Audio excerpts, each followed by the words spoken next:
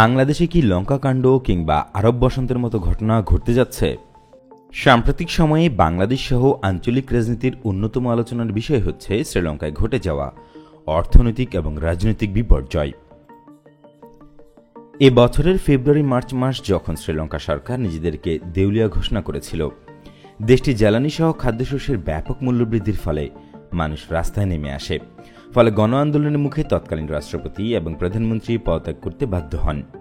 গত কয়েক মাস ধরেই বাংলাদেশের বিরোধী রাজনৈতিক দলগুলো এবং সুশীল সমাজের একটি অংশ শ্রীলঙ্কার ঘটনা থেকে অনুপ্রাণিত হয়ে প্রত্যাশা করতে শুরু করেছে যে বাংলাদেশ অর্থনৈতিকভাবে শ্রীলঙ্কার মতো অবস্থার দিকে ধাবিত হচ্ছে।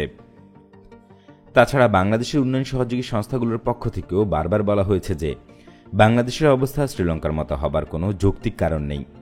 যারা এই ধরনের অমূলক কল্পনা করে তাদের প্রথমে বাংলাদেশের অর্থনীতির সাথে শ্রীলঙ্কার অর্থনীতির মৌলিক পার্থক্যটা ভালোভাবে বুঝতে হবে।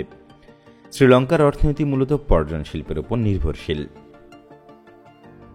2 বছরের অধিক সময় ধরে চলমান কোভিড-19 অতিমারির কারণে শ্রীলঙ্কার পর্যটন শিল্পে একেবারে ধস নেমে যায়।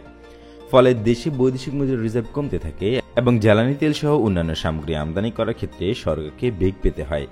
একটা পর্যায়ে সরকার বাধ্য হয়ে সকল প্রকার আমদানি বন্ধ করে দেয়। ফলে মানুষের মধ্যে ব্যাপক ক্ষোভ দেখা দেয়। কিন্তু বাংলাদেশের অর্থনীতির মূল স্তম্ভ হচ্ছে গার্মেন্টস এবং প্রবাসীদের পাঠানো বৈদেশিক মুদ্রা। আমাদের বৈদেশিক মুদ্রার রিজার্ভ অন্যান্য দেশের তুলনায় অনেক শক্ত অবস্থানে আছে। তাছাড়া উন্নয়ন কর্মকাণ্ডের ব্যয় নির্বাহের জন্য বাংলাদেশ সরকার বিভিন্ন আন্তর্জাতিক সংস্থার কাছ থেকে যে ঋণ নিয়েছে, সেই ঋণের কিস্তি প্রদানের জন্য খুব বেশি বৈদেশিক মুদ্রা খরচ করতে হচ্ছে না। আমাদের দেশে ঋণের কিস্তি প্রদানের জন্য যে পরিমাণ খরচ করতে হয় সেটি শ্রীলঙ্কা কিংবা অন্যান্য দেশের তুলনায় অনেক কম।